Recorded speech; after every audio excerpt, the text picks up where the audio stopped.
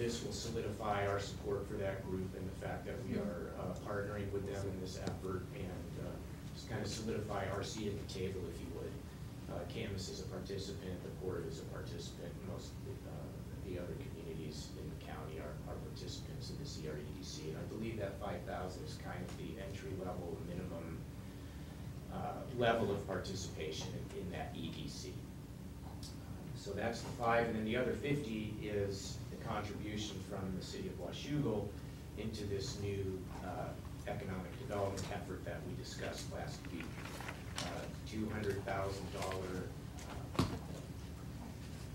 investment, 50 of which is coming from the city of Washougal, and the rest coming from, anticipated potentially to come from the Port and from the city of Camas. And then the last bullet there is something that Dave talked about a little while ago, and we'll get into a little bit more detail later as well, but a key investment is utilizing reserves to start, but then introducing it as an ongoing operational expense. This notion of equipment repair and replacement, we have quite a lot of high priority equipment replacements in the general street fire funds, in police and in public works, and we need to begin, we believe, to replace that equipment and have safer and more effective and more efficient equipment for our employees to do an even better job than they're already doing. It's amazing to me the work that they've done with, to make the equipment that we currently have last and to work, but you start to throw good money after bad, and it's a best practice to begin this approach. We'll get into some more details very specifically about the amounts of money on that particular investment as we go further into the presentation. Congratulations on doing that. The idea of using a sinking fund to fund replacement for equipment is a great idea. I'm concerned about funding it from reserves this year. Is there no other option? Have we got things that need to be replaced this year?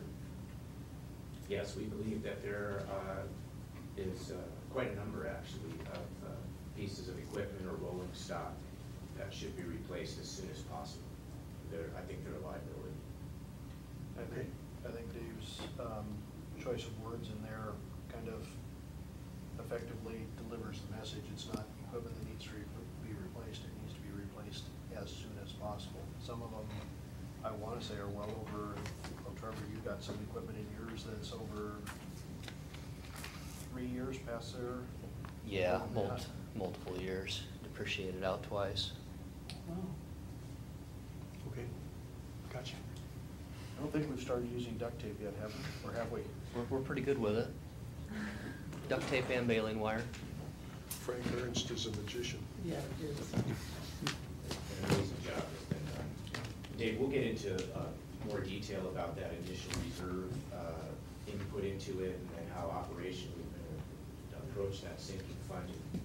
I'm just glad to see you recognize the need to fund this on an ongoing basis so that we're not hit suddenly with a large amount, but we've built up the savings to do this. A great idea. Nice going.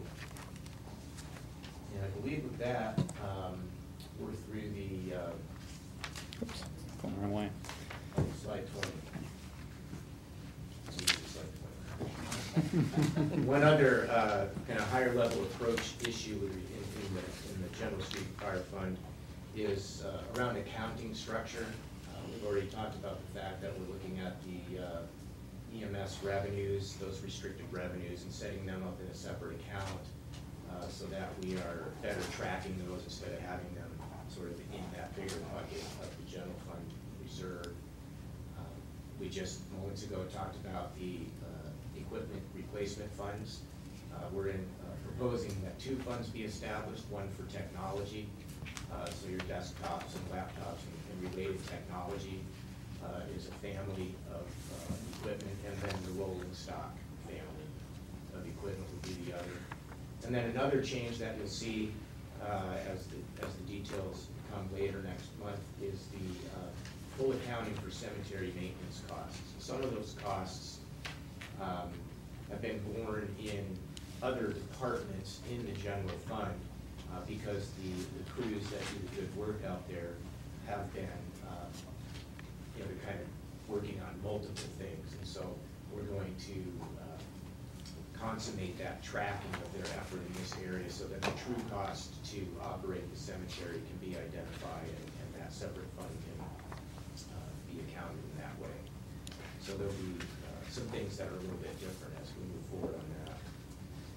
Those are the big structural changes, if you can call them that, around our approach to the budget. With that, I'm going to turn it over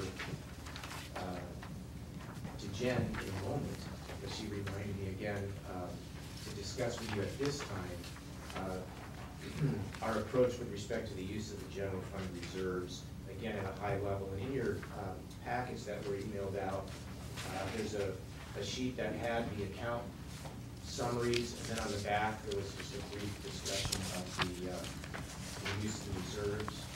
I'm going to be referring to that use of the reserves piece. There's not a slide specifically for it in the presentation. So it looks like that.